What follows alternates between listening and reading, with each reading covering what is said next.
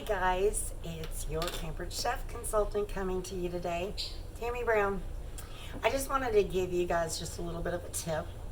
I don't know about you, but a lot of people do not like mixing raw meat for like making hamburger patties, meatloaf, things like that with their own fingers. So I've got the beginning of meatloaf in here and I'm going to give you two different options. You have one option of our pastry cutter.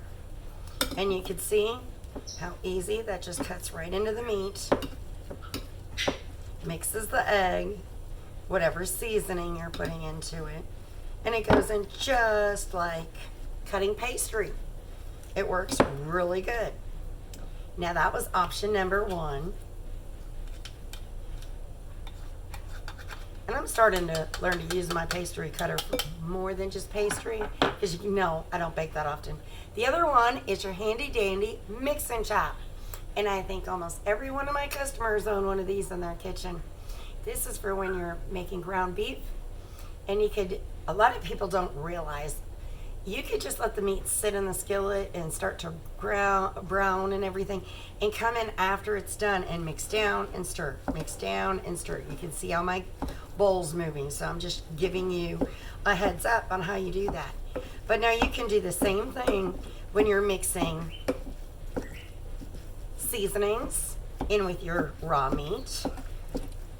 If you're making meatloaf like I'm working on today. Now the only thing I suggest is when you have one of these, if you don't like your fingers being touched, have one of our handy dandy scrapers around. I don't normally mind my fingers going into raw meat, not like it's my favorite thing, but it doesn't bug me much unless I have my nails kind of longer. Then it starts to bother me. So this is just a tip. I wanted to come and show you guys how easily it works. Oops, and I wanted to show you, I just put that in, so I'm going to show you that again in a second. You will see how quick and easy it is to mix up your meat without ever touching it. Now a lot of people even use our scoopers when they're making hamburgers, patties, or so they do not have to touch it that way either.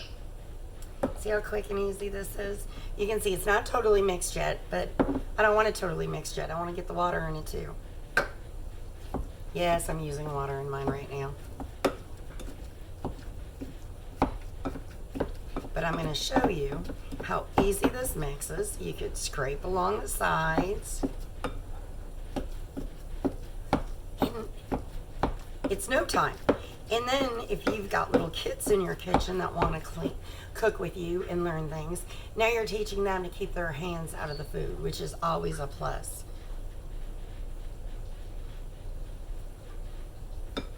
Now, if you do not have one of these mix and chops in your house, doesn't have to be the pink handle, because you'd have to be a consultant to have that one and you would have had to earn it. But you can have the black one. You need one of them in your house, just to kind of show you how easily everything mixed up there. So that was Tip Time with Tammy. Hope you enjoyed this tip.